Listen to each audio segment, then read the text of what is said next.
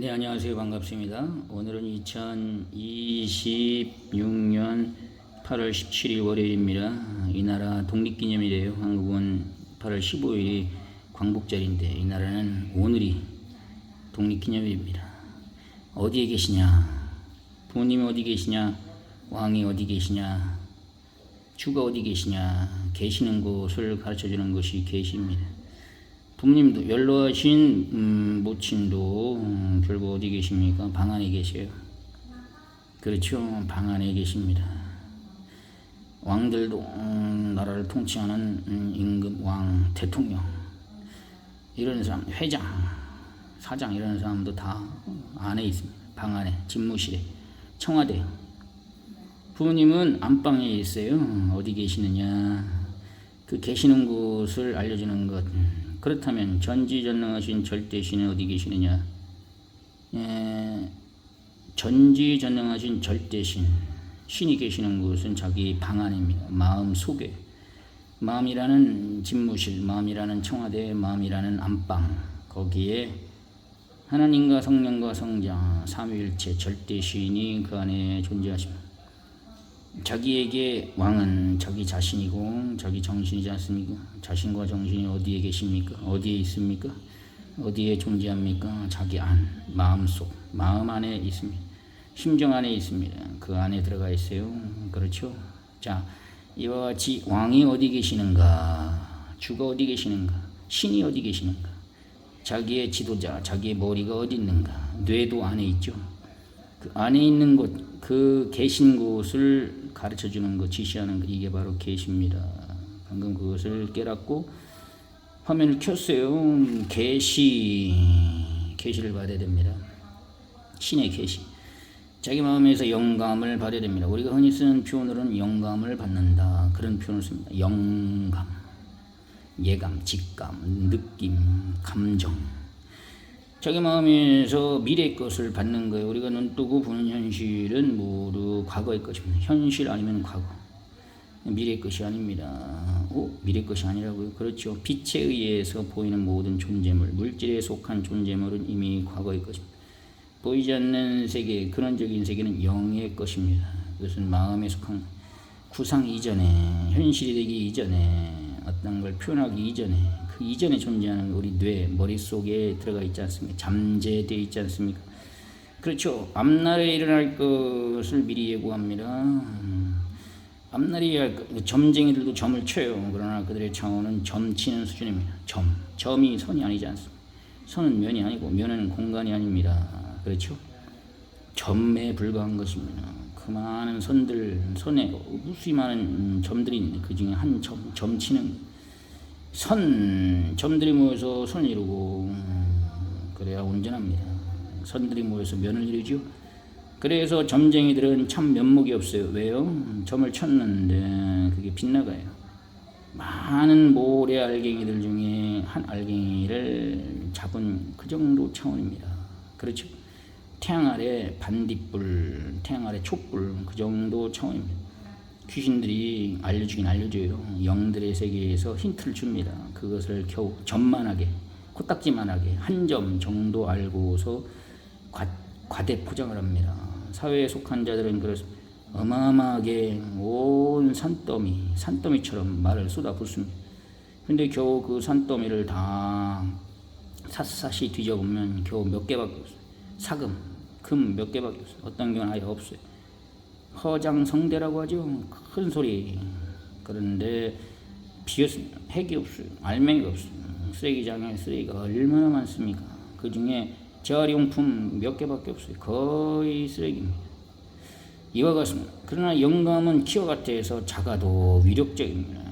그 씨는 작아도 씨입니다. 거기에 다 포함되어 있어요. 그렇죠? 씨가 어디 있습니까? 과일 속, 과육 속 그 안에 들어가 있죠. 씨, 영감, 계시는 씨와 같습니다. 괘씸하면 계시를 받을 수 없어요. 괘씸하면 계시를 받을 수 없다. 어제 그 계시를 받았어요. 괘씸이 무엇이면 괘씸죄, 의리를 저버리고 배신하고, 그렇죠. 말을 듣지 않고 이런 것들을 우리는 괘씸죄라고 합니다. 괘씸하다고 하죠. 네, 괘씸합니다. 고약하다. 의리를 저버렸다. 배신 행위를 했다. 그렇죠. 믿고 맡겼는데 그것 들고 주행랑을 쳤어요. 괘씸하면 말이 끊어집니다. 믿음이 끊어집니다. 신뢰감이 끊어집니다. 신용이 떠납니다. 그렇죠. 불신감, 믿을 수가 없네요. 한번 괘씸죄에 걸리면 회복되기가 어려워요. 그렇죠. 완전히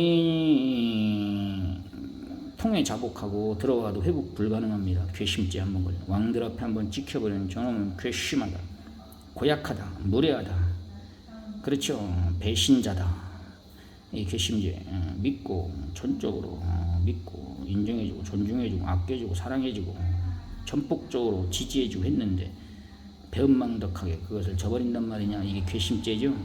괘씸죄에 걸리면 어떤 일이 벌어집니까? 용납할 수가 없어요. 이와 같이 괘씸죄에 걸리면 계시가 끊어집니다. 괘씸하면 계시가 끊어집니다. 다시 말하면 괘씸하면 말이 끊어지는 거, 대화가 끊어지고 정보가 차단되고 소식을 알려주지 않습니다. 하늘 앞에도 마찬가지입니다. 인간 사회가 그러하듯이 하늘 앞에도 하나님을 불신하고 잘 믿다가 부정하고 불신하고 자기가 어려움이 생기니까 또는 자기 입속을 챙기기 위해서 자기의 사리사욕 때문에 신앙을 거부하고 저버리고 신념을 부정하고 사상을 부정하고 배신 행위를 한 거죠. 속이고 일편단심으로 충절을 지키지 못하고 이해타산, 작은 이해타산 앞에서 변개하고 변심하고 하늘 앞에 배신 행위예요. 일편단심 철저하게 지지를 지키고 죽으면 죽겠다는 정신을 가지고 이와 같이 충성을 다하고 절대 서약했으니 변치 말아라. 하늘 앞에 서약한 것은 변치 말아라. 그런데 얄팍하게 어떤 이해타산, 어떤 유혹을 받고 어떤 갈림길에서 변개한 거예요. 변심한 거예요. 그러면 괘씸하면 계시가 뚝 끊겨집니다. 법칙이에요. 하나님은 늘 계시해 주십니다. 온전한 자에게 소식 알려줍니다. 그렇죠. 계시의 정신. 계시는 언제 옵니까? 가만히 있으면 계시가 안 와요. 자동차가 버스가 달릴 때 이정표가 보이죠. 갈림길에서 방향을 지시하죠. 가만히 있는 버스 가운데는 이정표, 방향이 필요 없습니다. 달리기 때문에 운전자에게 이정표가 보입니다. 군데군데 계시하죠. 이쪽으로 가시오. 좌회전, 우회전 표시를 해주지 않습니까? 안내 표시판, 그게 계시와 같은 거예요. 우리가 행할 때 그와 같이 계시가 옵니다. 그리고 달릴 때 계시가 와요. 마라토너 뛰는데 코스 표시가 오지 않습니까? 끊임없이 보이지 않습니까? 자동차가 앞에서, 전광판이 앞에서, 속도계가 앞에서 이끌어주지 않습니까? 뛰는 자에게 합당한 것입니다. 행하는 자에게 계시가 옵니다. 가만히 앉아있으면 계시가 안 와요. 그렇죠. 이와 같이 말하는 자에게 계시가 옵니다. 제가 체험해 보니까 그렇더라고요. 말을 쏟아낼 때, 말할 때 그때 계시가 오더라고요. 계시는 어떻게 오느냐? 하나님이 가르쳐 주는 거예요. 나름대로 일꾼이 열심히 일을 하면 주인이 가르쳐 줍니다. 열심히 일하는데 방향을 몰라요. 주인이 시킨 대로 제대로 못하고 있어요. 그러면 주인이 나서서 야, 그렇게 하는 게 아니다, 이렇게 해라, 가르쳐 줍니다. 아예 할 생각을 하지 않고 아예 움직이지도 않고 게을러서 눈치만 슬금슬금 쳐다보면 매질을 하는 것입니다. 그렇죠. 지시를 안 해요. 그러나 시킨 대로 열심히 하려고 하고, 물론 주인이 아니기 때문에 서툴죠. 틀릴 수가 있습니다. 잘못될 수가 있어요. 그때 주인이 야, 그게 아니다 라고 계시해 줍니다. 지시하죠. 이렇게 해라 저렇게 해라. 이와 같이 우리 인생이 하나님 뜻을, 선한 뜻을, 하나님의 진리의 뜻을 실천하고 이루기 위해서 열심히 행하게 되면 하나님은 그걸 보시고 우리가 서로 잘못된 길로 간다 할 때 하나님은 계시하십니다. 그게 아니다, 이쪽이다, 버려라, 중단해라, 뛰어라, 벗어나라, 그만두어라, 또는 힘들어도 고생길로 가야 된다, 고생돼도 생명길로 가자, 이렇게 계시를 하는 것입니다. 그걸 했는데 안 되면 방법을 달리하라, 이렇게 그때마다 계시해줍니다. 하나님을 절대 믿고 행하는 자에게 하나님이 이와 같이 계시한다는 것을 꼭 깨닫기 바랍니다. 하나님의 계시의 능력을 받기 바랍니다. 그렇죠? 이와 자기가 생각을 잘 하려고 하는데 진리의 생각, 온전한 생각, 절대적인 생각, 완전한 생각, 흠없는 생각, 하나님적 생각, 하나님처럼 전지전능하신 흠없는 완전한 절대 진리의 생각을 하려고 하는데 그 생각을 잘 못해요. 좌충우돌하고 넘어지고 쓰러지고 엎어지고 깨지고 헷갈리고 그럴 때 어떻습니까? 네, 그때 하나님은 계시해 주십니다. 제가 나처럼 생각하려고 하는구나, 나처럼 흠없이 온전하게 완전하게 온전하게 나의 뜻을 깨닫고자 하는구나. 그러면 하나님은 계시의 주인이시니까 우리에게 깨닫게 해줍니다. 만물을 들어서 깨닫게 해주고 사람을 통해서 깨닫게 해주고 자기 자신을 통해서 깨닫게 해주고 자기의 실수, 실패 각종 자기의 경험을 통해서 절대적인 것을 깨닫게 해줍니다. 그것을 이치를 깨닫게 해주고 이치로서 가르쳐 주시고 법칙으로 가르쳐 주시고 어떤 절대 원리로서 가르쳐 주시고 그 인간은 깨닫는 동물이에요. 끝도 없이 깨닫습니다. 온전한 걸 깨닫죠? 자, 계시의 정신입니다. 늘 온전한 걸 받아요. 계시는 둘 중에 하나입니다. 옳다, 아니다. 하나님은 간단 명료하게 확실하게 말씀하십니다. OX 그렇죠. 그건 아니다. 이거다. 예, 아니요. 라고 성경에 기록되어 있습니다. 예, 아니요. 둘 중에 하나만 이야기하라. 그렇죠. 그와 같이 그렇다는 것입니다. 계시가 올 때는 항상 그렇게 애매모호하게 오는 게 아니라 이거 아니면 저거 그렇게 온다는 것입니다. 그래서 자기가 잘 풀어야 돼요. 그렇죠. 그렇다고 해서 하나님이 이건 아니다. 이거 맞다. 이렇게 확실하게 가르쳐주는 것이 아닙니다. 결국 풀어보면 선과 악, 진실과 거짓, 가짜와 진실, 참과 거짓 이게 둘 중에 하나예요. 그렇죠. 계시를 잘못 풀게 되면 완전히 망하는 거예요. 둘 중에 하나인데 OX인데 이것이냐 저것이냐 이것이 문제로다 라고 했죠. 네, OX X냐 O냐 자기 수준대로 자기 차원대로 그것을 풀게 된다는 것입니다. 자기가 평소 열심히 공부하고 열심히 노력하고 알고자 하는 자는 O 정답을 맞추게 돼 있어요. 평소 게을러서 제대로 태만하게 공부하지 않고 노력하지 않은 자는 이상하니 X를 찍게 돼 있어요. 그래서 쪼개집니다. 평소 열심히 정말로 참으로 참고 견디면서 공부하고 애를 쓰고 노력하는 사람, 수고하는 사람 이런 사람들은 정답 O를 맞추고 그쪽으로 가게 돼 있어요. 그렇지 못한 자들은 자동적으로 X로 가게 돼서 합격, 불합격 갈리는 것입니다. 그래서 주인공이 탄생하는 것입니다. 세상 체제, 제도, 모든 질서가 그렇지 않습니까? 그렇죠. 수고하고 애를 쓰고 열심을 낸 자들은 O, 합격. 그렇죠. 정답. 복의 길로 가게 되고 참의 길로 가게 되고 그렇죠. 온전한 길, 축복을 받는 길로 가게 되고 평소 그렇게 태만하여 게을러서 눈치나 슬금슬금 쳐다보고 자기 할 일을 제대로 하지 않은 자 그들은 자동적으로 X, 틀린 길, 어둠의 길, 망하는 길, 실패 길, 그 길로 가게 되어 있습니다. 이렇게 함으로 성공자와 실패자, 그렇죠. 이룬 자와 이루지 못한 자, 승자와 패자, 승패가 갈리는 것입니다. 승자, 패자, 성공자, 실패자, 성공과 실패, 생명과 사망 이렇게 갈려가는 것입니다. 이 세계는 그와 같이 갈려가는 세계다. 이 세계, 지구, 우리 육신의 삶을 가만히 봅시오. 결국 천국과 지옥, 선과 악, 영원한 세계의 생명길, 사망길, 양단의 길, 두 길 중에 한 길로 자기 수준대로 자기 평소 자기가 생활하는 대로 자기가 판단하고 자기가 노력하고 수고하고 애를 쓰고 자기의 행위대로 받는 세계로 가게 되어 있습니다. 행위대로 1.1획도 없이 받는다. 성경에 기록되어 있는 근본법 행위대로 받는다. 알겠죠? 자기 행위대로 받게 되어 있는 거. 그게 공입니다. 그게 공정이에요. 저 사람이 행하지 않았는데 더 많이 주면 불공정하지 않습니까? 그러면 데모가 일어나고 시위가 일어나고 사회가 소요 사태가 일어납니다. 불공평하다. 불공정하다. 저 사람이 저렇게 그와 노력하고 수고하고 애를 쓰지 않았는데 왜 더 주냐. 그렇죠? 그러면 시위가 일어나는 것입니다. 민주주의 사회는 결국은 무엇이면 성경에 기록된 말씀대로 행한 대로 갚아주신다. 한 성경의 말씀대로 자기가 행한 대로 얻게 되어 있습니다. 행위만큼 누구는 부자가 되고 게을러서 부자가 안 되고 그렇죠.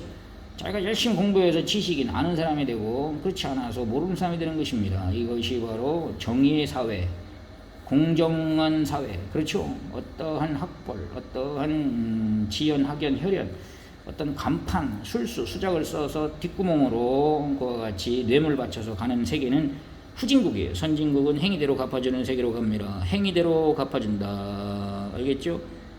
행위대로 갚아준다. 이것을 깨달아라.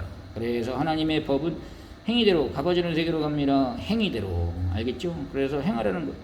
자기가 행한 대로 사람 보고 행하려면 그렇게 정직하게 자기가 행한 만큼 받지를 못해요. 공의롭지 못하면. 그러나 하나님을 의식하고 하나님을 믿고 하나님 뜻을 제대로 온전히 알고 그 길로 가게 되면 눈꼽만큼 1.1획도 버림없이 하나님은 갚아주십니다. 이것이 바로 하나님의 전지전능하신 절대성이에요. 그래서 신앙생활을 꼭 해야 됩니다. 신앙인은 신앙생활을 꼭 해야 돼요. 그래야 하나님은 그 합당하게 행위대로 갚아집니다. 사람을 의식하고 행하게 되면 불평불만이 생길 수밖에 없어요. 왜 사람이라서 다 알 수가 없습니다. 내가 아무리 열심을 해도 그 본심을 알아주지 못합니다. 사람이라서, 사람은 육을 가진 존재라서 눈으로 보이는 것만 판단하고 보이지 않는 세계는 몰라요. 하나님은 영의 존재라서 우리의 신혼골수, 속과 겉, 이 모든 심정, 마음을 다 꿰뚫어 보시는 존재자이십니다. 그래서 하나님 보고 행하야 돼요. 전지전능하신 절대시 하나님 보고 행하라. 이것이 비밀이다. 이것이 지혜다. 알겠죠? 그러면 하나님은 갚아주신다. 하나님 의식하고 행했을 때 첫째 저에게 지혜로 갚아주시고 지식으로 깨달음으로 어떤 것에 대한 확신으로 소망으로 신념으로 각종 각색으로 저에게 갚아주셨습니다. 영적으로 신령하게 지혜로 갚아주셨습니다. 또 실제 육도 어디에 매이지 않고 어디에 구속당하지 않고 어디에 묶이지 않고 어떤 사람에 끌려가지 않고 자유롭게 해주셨습니다. 마음도 묶이지 않게 자유롭게 진리를 알게 함으로 자유롭게, 그리고 육신도 어떤 먹고 사는 문제, 의식주의 문제에 걸려들지 않고 사람의 인간관계에 걸려들지 않고 거기에 매이지 않고 영육이 자유롭게 해줬습니다. 하나님을 내가 절대 믿고 여기까지 왔을 때 하나님은 그와 같이 내 마음 가운데 신령한 지혜, 지식, 총명, 재능, 모략, 각종 여러가지 슬기로움 이런 것들로 채우셨습니다. 어떤 것을 깨닫게 해주셨습니다. 이해하게 분별케 해주셨습니다. 옳고 그름을 정확하게 판단하고 분별하는 분별력, 분별심을 저에게 가르쳐주셨습니다. 그리고 현실 가운데는 내가 어디에 매이지 않고 함정에 빠지지 않고 어디 그런 장애물에 걸려들지 않고 사람이 설치했든 아니면 자연적으로 생겼든 그런 함정, 덫에 빠지지 않고 온전히 여기까지 걸어올 수 있었습니다.